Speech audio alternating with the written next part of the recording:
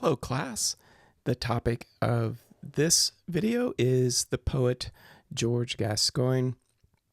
Gascoigne is a name that, when I mention his name, students sometimes go, "Huh? Who's that?" I've never heard of George Gascoigne. He was the first major poet of the Elizabethan period. Queen Elizabeth, the first, coming to the throne in 1559, and Gascoigne actually participated in her coronation ceremony.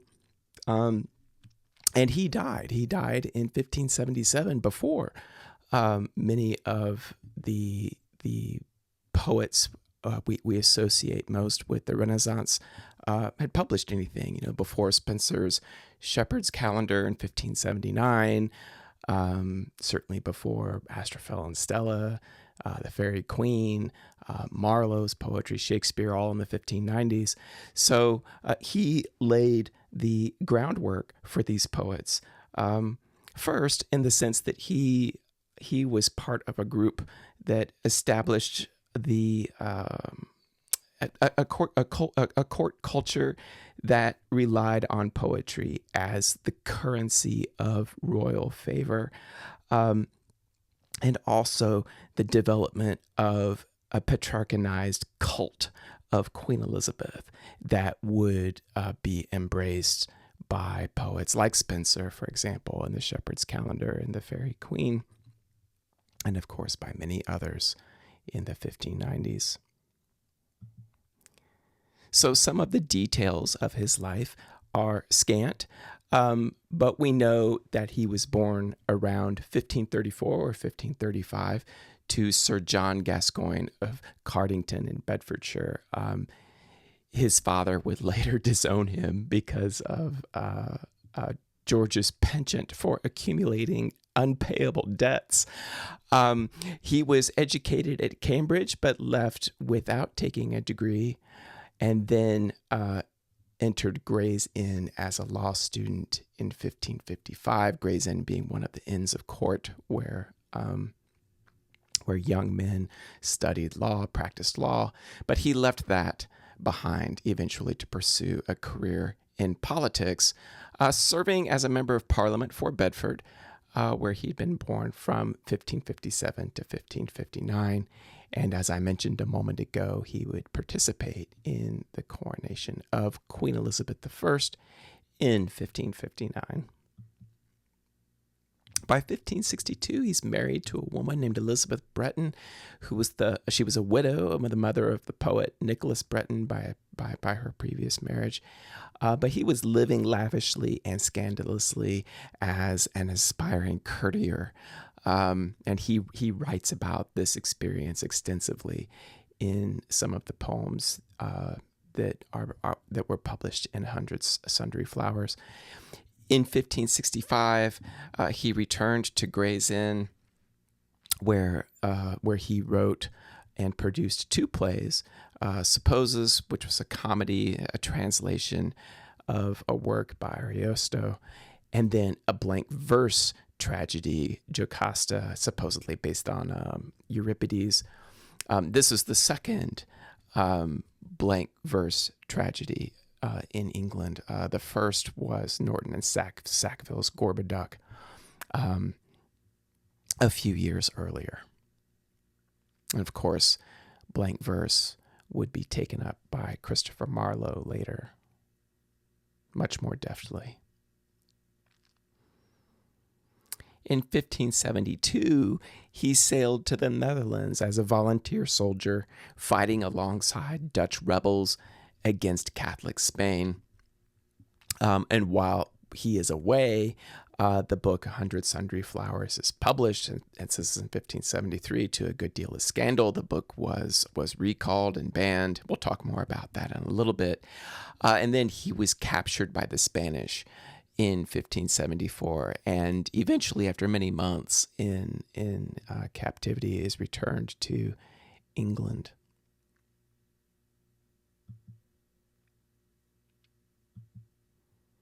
In 1575, he republishes The Hundred Sundry Flowers, this time under the title The Posies of George Gascoigne, and with it, he publishes an essay, Certain Notes of Instruction Concerning the Making of Verse or Rhyme in English, which is noteworthy as the first essay on English versification. He succeeds in obtaining the favor of Queen Elizabeth I. He composes a court masque and recites poetry for court audiences. And he translates and publishes anonymously a celebrated French hunting manual called The Noble Art of Venery. And I mention this because metaphors of hunting and archery and falconry appear so frequently in his poetry. In 1576, he publishes a work called The Steel Glass, and it's noteworthy because it's the first original English poem composed in blank verse. Now, there had been some earlier work in blank verse, translations of the Aeneid, for example, but not original English poems. And then he publishes The Complaint of Philomena. And this poem was dedicated to his chief literary patron at this time, Arthur Lord Grey of Wilton, who would later become Lord Deputy of Ireland just a few years later when Spencer worked with him. So he travels to the continent later in 1576 to report on the 80 Years' War and witnesses the shocking war crimes that took place during the sack of Antwerp, probably the most violent episode in the entire 80 Years' War. Thousands of civilians slaughtered in the streets, reportedly. And his report on this event is, in fact, his last publication. He would die in England in 1577. The portrait you see of him here on the left, just wonderful. It might be actually a self-portrait. Behind him, you see the Dutch firearm. I'm not sure what it's called, but it's a gun on his right, and then on his left behind him there you see a stack of books, and that really sort of encapsulates his identity as a soldier poet. The other famous soldier poet of the period would be Sir Philip Sidney, of course, and he would actually die fighting in the 80 Years' War at Zutphen.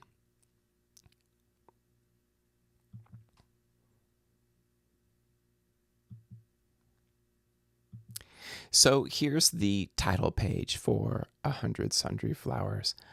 This is the 1773 title page. It does not have George Gascoigne's name on the title page as the author. Instead, what we see is this Latin posy, or posy is a word for a Latin tag phrase. This one means the pursuit of merit is serious business. And this Latin tag or posy is appended to 16 poems in the anthology that are not explicitly attributed to Gascoigne. So we'll talk more about the contents of this book. Here is the table of contents, and there are six sections. There's a lot here on this contents page, but basically it can be divided into 6 sections. The first section consists of the two plays, Supposes and Jocasta, which are acknowledged to be by George Gascoigne. And then there is a 5th section which takes up much of the contents page, and all of these poems are identified with Gascoigne. And to explain this, the editor gives us this note. He says, "I will now deliver unto you so many more of Master Gascoigne's poems as have come to my hands, who hath never been dainty of his doings, and therefore I conceal not his name. But his word or posy he has often changed, and therefore I will deliver his verses with such sundry posies as I received." This idea of anonymity amongst courtier poets of the period. The idea was that it was something of an embarrassment to be thought of as trying to capitalize on one's poetry, that it was seen as sort of a lowly thing to do, to print poetry and circulate it to the general public for the purpose of making money. It was seen as kind of beneath the dignity of a courtier. So they would use these, they would camouflage their names with these Latin posies. Not all of them are Latin, some of them are English, but they would camouflage their names to protect their identities. Manuscript circulation was primarily how people encountered poetry at this time, until the publication of Toddle's Miscellany in 1557. So some of these we are reading in our textbook. Gascoigne's Lullaby is the first one there. And then we're reading a couple of the 5 notable devices upon 5 sundry themes given to him by 5 sundry gentlemen in 5 sundry meters. It's kind of funny. We get 2 of these in the textbook, 2 of these sundry Latin themes, which Gascoigne plays on in composing some poems. And then we get Gascoigne's Good Morrow, followed by his Good Night. These are very moralistic poems. And then probably the most famous of the group, we're reading Gascoigne's Woodmanship, which we'll take a closer look at in a moment. Then there's the third section, which is not directly attributed to Gascoigne. This is the discourse of the adventures of Master F.I.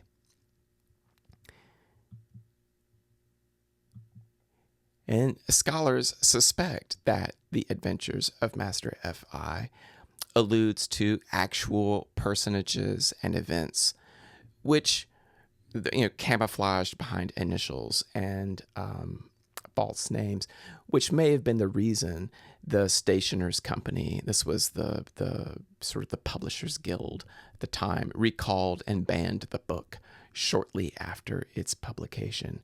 Some scholars have identified F.I. not as Gascoigne, but as the courtier poet Christopher Hatton, who is the enemy of a man named Edward de Vere, the Earl of Oxford, who was a favorite of Queen Elizabeth. De Vere may have been the editor of the anthology, according to this theory, identified by the initials H.W. in some of the prefatory material, and the posy that appears on the title page, also identified, perhaps with Edward de Vere. And so the theory is that he mischievously printed Hatton's poems against the wishes of his source, just possibly the poet George Turberville, identified in the book as Master G.T. We'll take a look at all of this a little bit more closely in a moment. So when Gascoigne published a new edition of the book in 1575, remember he was gone, he was away in the Netherlands when the 1573 edition appeared, and he came back and he published it again, this time under the title Posies of George Gascoigne. So there's the title page on the left there, and now he takes ownership of all of it, including the adventures. And one of the claims that he makes is that the adventures was actually a translation of an Italian romance, The Pleasant Fable of Ferdinando Geronimi and Leonardo da Valsco. So characters were renamed, and the events of the narrative were relocated from London to Lombardy and Venice. And it was, like I said, it was with this publication, the 1575 version, that Gascoigne claimed sole authorship of all the poems in the anthology, and many scholars accept that as true. But some scholars have identified subtle retaliatory strikes against Edward de Vere, who was not in England when this second edition appeared. And that may account, according to the theory, for the second recall and ban of the book in 1576. So, despite the fact that Gascoigne did a considerable amount of revision to conceal the identities of the true identities of the characters in the adventures of Master F.I., something else apparently got under the skin of probably some powerful people in Elizabeth's court, which led to the recall and ban of the book a second time. Had none of that happened, by the way, there probably wouldn't be all of this wonderful speculation about the true identities of the characters. So then there's a fourth section. This contains, the editor tells us, diverse, excellent devices of sundry gentlemen, anonymous poems under 5 different Latin posies. The largest number of these poems are attributed to the posy Fortunatus in Felix, and the initials are F.I. So some think that, well, maybe this is the amorous poet of section 3, the adventures of Master F.I., which is certainly an intriguing possibility. The 6th and final section, after Gascoigne's long section, is like the adventures of Master F.I., a chronological gathering of love poems purportedly written by Dan Bartholomew, addressed to his beloved Ferenda Natura. And the curious thing about that name, that Latin name, is that it's also a posy, one of the posies assigned to one of the sundry gentlemen in section 4. So that is certainly curious. So let's talk more about the adventures of Master F.I. The front matter of 100 Sundry Flowers includes a foreword from the printer to the reader concerning the adventures of F.I., in which he justifies the publication of what he calls the discourse of an amorous enterprise on moral grounds. He says, as the venomous spider will suck poison out of the most wholesome herb, and the industrious bee can gather honey out of the most stinking weed, even so the discreet reader may take a happy example by the most lascivious histories, although the captious and harebrained heads can neither be encouraged by the good nor forewarned by the bad. So basically what the printer's saying here is that sure, maybe it's not the most salubrious reading material, but one can still draw moral value from it, whereas someone who is morally corrupt could draw corruption even out of something that is quite moral.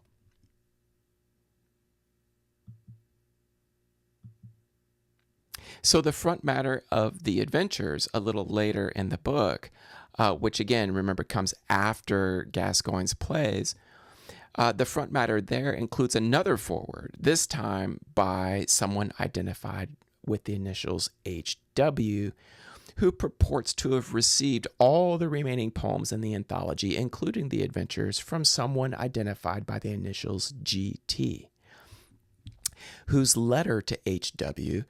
is appended to H.W.'s foreword. And in this letter, G.T. actually forbids H.W. to publish the materials. He says, you will by no means make the same common, that is, publish them so that they can be read by the general public. But after your own recreation taken therein, you will safely redeliver unto me the original copy. And then H.W. says, yeah, I did that. I gave them back, but not before I took it to the printer and had all of it prepared for publication to make it common. In his foreword, H.W. gives his reasons for breaking GT's order, and the main one he offers is quite cruel. It's the entertainment of a good scandal. He says, to sit and smile at the fond devices of such as have enchained themselves in the golden fetters of fantasy, and having bewrayed themselves to the whole world, do yet conjecture that they walk unseen in a net.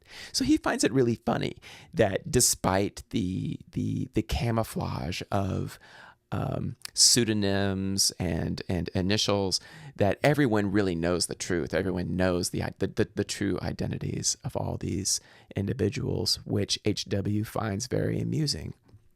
And that lends credence to the whole Earl of Oxford argument. So in his letter, GT sees greater moral value in the poems, very similar to what the printer said in the foreword to the book. GT says, "For who doubteth but that poets, in their most feigned fables and imaginations, have metaphorically set forth unto us the right rewards of virtues and the due punishments for vices?" Perhaps more importantly, however, he finds in these poems evidence of a burgeoning English literary culture. He regrets that for so long, amongst so many toward wits, no one hath been hitherto encouraged to follow the trace of that worthy and famous knight, Sir Geoffrey Chaucer. But he expresses confidence here in this foreword, or in his letter, that both our countrymen and country language, that is the English vernacular, might be enthronized among the old four leaders unto the Mount Helicon. Those old four leaders being, of course, the great poets of ancient Greece and Rome, and then more recently the Italians like Petrarch, or Dante Alighieri, or Ariosto, or Tasso. And that English poets can join them on Mount Helicon, the mountain of the Muses. So the text of the Adventures is an assemblage of letters between two lovers, F.I. and Mistress Eleanor, with 14 interpolated poems written by the former, that is, written by F.I., as well as the narrative and moralizing commentary of G.T. So this really complicated arrangement of textual materials by three different authors, supposedly. But the plot is fairly straightforward. F.I. woos the married woman named Eleanor, who carries on similarly, F.I. later learns, with a number of other men. Eventually, F.I. and Eleanor do make love, and the poems that follow from this event, including several in the Petrarchan manner, create a stir at court. Quote, "Thereupon grew a great quarrel, when these verses were by the negligence of his mistress dispersed into sundry hands." So there are several comic episodes, as when Eleanor, apparently unfamiliar with the conventions of Petrarchan love poetry, misreads one of F.I.'s poems as being addressed to another woman named Helen. Of course, he means Helen, the Helen of the Iliad, Helen of Troy. Another funny episode occurs when F.I. returns from a hunting trip with Eleanor's husband and presents a sonnet in which he puns elaborately on the word horn as both a hunting bugle and an erect penis. Very funny. Things take a turn for the worse, however, when one of Eleanor's other lovers, her secretary, a servant, returns from business in London. This concerns F.I. because he's heard that this is one of her lovers, and he falls into a kind of love sickness, worried about this. And Eleanor attends to him in his illness, but when he admits to her that he has doubted her fidelity to him, she flies into a rage, and then he eventually rapes her in this scene. After that, she rejects him and resumes her relationship with the secretary, as F.I. Feared she would do. And he makes several attempts to restore himself to her favor, but he only humiliates himself in the process. Eventually, he does succeed in verifying her infidelity. Although, why would she be faithful to him at this point? I don't know. And he looks forward to having his revenge when she is finally exposed. So, some scenes that I think are worth taking a closer look at. The first one, this is a great bleeding of the nose. And I say that F.I. manages a strange way of wooing. I guess I just chose these lines because of how strange it is that this nosebleed becomes the opportunity that F.I. needs to express his devotion directly, in a direct way, to Eleanor, rather than by letters. Lines 701 to 770. By this point, F.I. has encountered another woman named Lady Frances at a party. They danced together. They talked about love. He admitted his feelings for Eleanor to her, and she becomes at this point his confidant and an advisor to him. She helps him actually in his pursuit of Eleanor, even though she clearly has feelings for him. And then he gives her the nickname Hope. And she counsels him all the way up to the end of the narrative. And in these lines, GT, the editor and narrator, compares her favorably to Eleanor. He compares Eleanor to the corn-fed crow, and Lady Frances is much more virtuous, much more chaste, much more intelligent, and he faults F.I. for not recognizing that this woman, Lady Frances, was a much more suitable partner for him. They finally have sex. F.I. and Eleanor finally have sex. Lines 813 to 883, with a lot of funny double entendre involving the word sword. I'll let you read those lines and discern that for yourself. And this particular scene is associated with one of 4 sonnets that I want you to focus on. And this sonnet here is that selfsame day, and of that day, that hour, where he talks about finally consummating his relationship with Eleanor. Lines 1050 to 1098. This comes after the poem "The Stately Dames of Rome Their Pearls Did Wear," which is a pretty straightforward Petrarchan-style sonnet. In fact, GT says that this is a translation of one of Petrarch's sonnets, although I have not myself attempted to trace the original. But after the sonnet,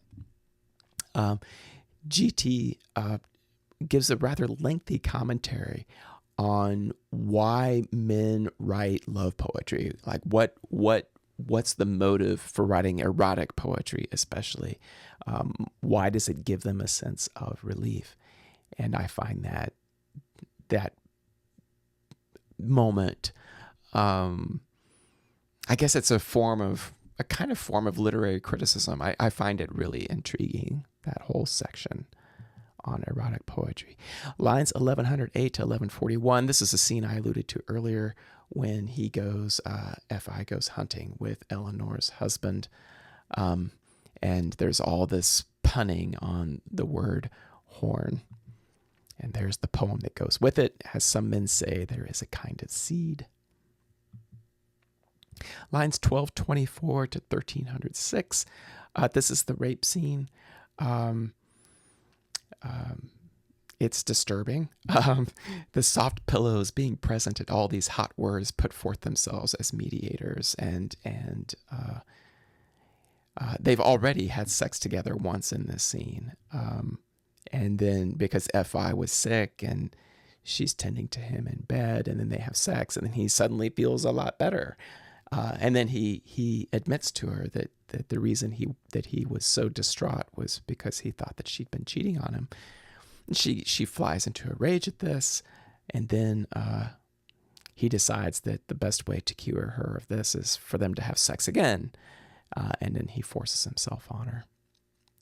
Lots of military metaphors of warfare in that scene. And the last scene to focus on is 1379 to 1426.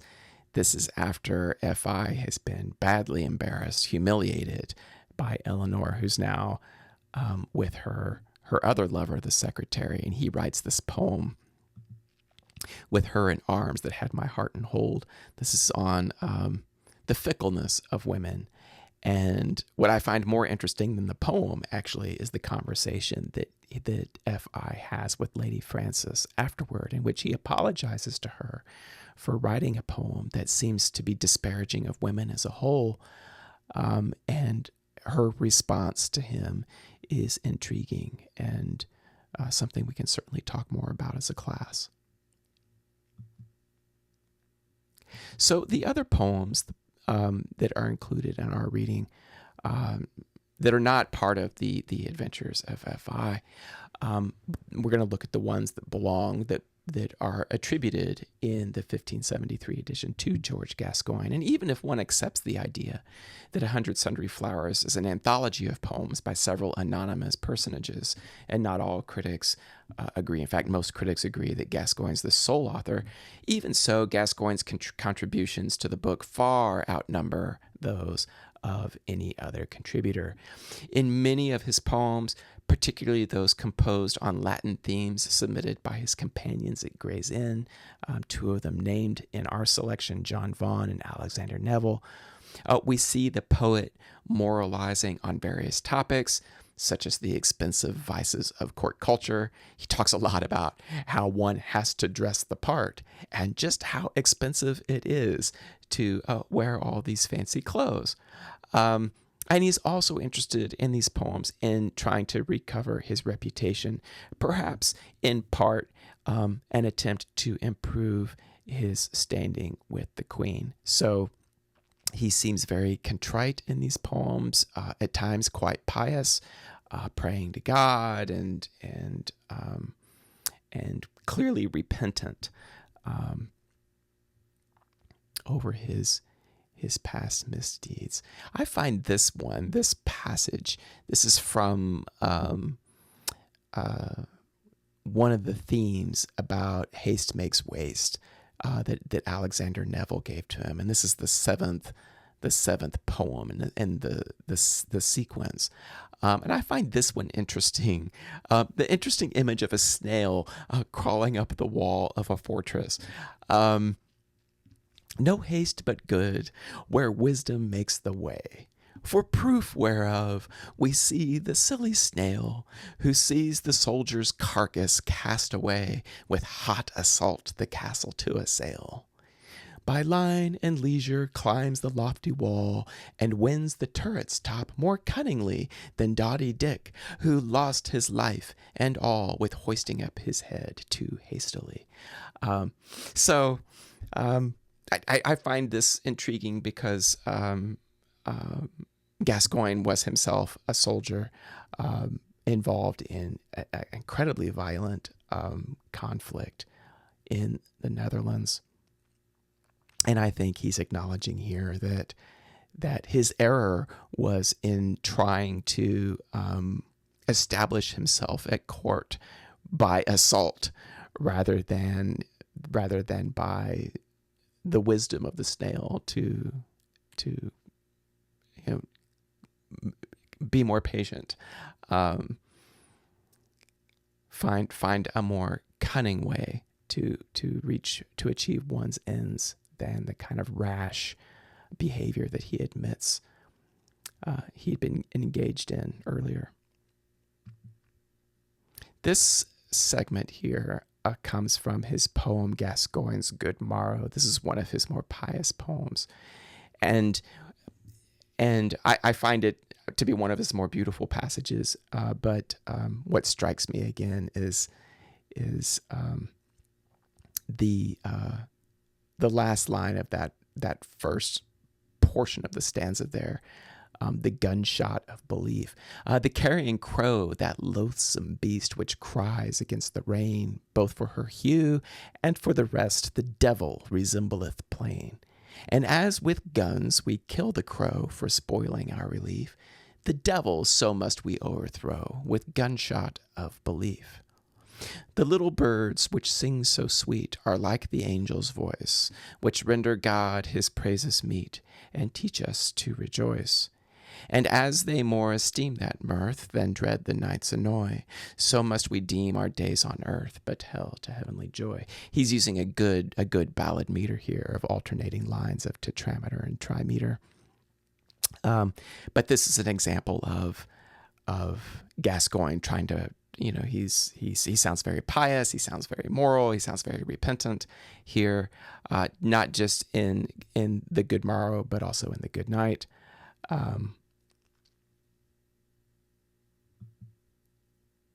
And finally, I want to talk about what I think is the best poem in this group, Gascoigne's Woodmanship. This poem is addressed to Lord Grey of Wilton, the same Lord Grey who would become the Lord Deputy of Ireland, and oversee the horrific genocidal practices to oppress the Irish people. In this poem, the poet candidly recalls his youthful years misspent, the decades of futility and failure, his failure as a law student at the Inns of Court, his failure to make a name for himself as a courtier, his failure to manage his finances, his failure as a soldier of fortune. And all of this is conveyed through very intricate metaphors of hunting and archery. Hunting is something else he admits to failing at. And yet he says something that other men don't, and that is facility with language. So here's one of the passages from that poem. In Aristotle, somewhat did I learn to guide my manners all by comeliness. And Tully, that is Cicero, taught me somewhat to discern between sweet speech and barbarous rudeness. Old Parkins, Rastall, and Dan Bracton's books did lend me somewhat of the lawless law. The crafty courtiers with their guileful looks must needs put some experience in my maw. Yet cannot these with many masteries mow make me shoot straight at any gainful prick, where some that never handled such a bow can hit the white or touch it near the quick, who can nor speak nor write in pleasant wise, nor lead their life by Aristotle's rule, nor argue well on questions that arise, nor plead a case more than my Lord Mayor's mule. So he's comparing himself. He's like, maybe there are some other men who can hunt and shoot. Maybe I can't do those things. But one thing I can do is I have a facility with language. I can speak well. I can compose beautiful verses. And of course, he's marketing himself to Lord Grey of Wilton. He wants the support of this man. He wants his patronage. And he would address other poems to him as well. And all this culminates with a dazzling display of wit at the very end of the poem, with this complex symbolism of a recently calved doe shot dead. And I cut a little bit out here, but this is most of the end. He says, if right before me at my standing's foot there stood a doe, and I should strike her dead, some might interpret by plain paraphrase that lack of skill or fortune led the chance. But I must otherwise expound the case. I say Jehovah did this doe advance, and made her bold to stand before me so, till I had thrust mine arrow to her heart, that by this sudden of her overthrow I might endeavor to amend my part, and turn my eyes that they no more behold such guileful marks as seem more than they be. So he's saying that the lesson here is that it's a mistake. It's in fact criminal to shoot a doe under these circumstances. And as it was wrong to shoot the doe, it was wrong for him to set his eyes on targets that would lead him to failure, that his ambition was misplaced, that he was aiming too high or he was aiming in the wrong direction. And so though these guileful marks, he says, though they glister outwardly like gold, are inwardly but brass, as men may see. And then he goes on, and this is probably the most bizarre image in the passage. He talks about the doe who again has just calved, she's lactating. He says, when I see the milk hang in her teat, methinks it saith, old babe, that is himself, now learn to suck, who in thy youth couldst never learn the feat to hit the whites which live with all good luck. So he's saying, I need to learn to be dependent on someone else, since I never had the luck of other courtiers. And of course, I guess the way he's thinking about things here is that Lord Grey of Wilton is that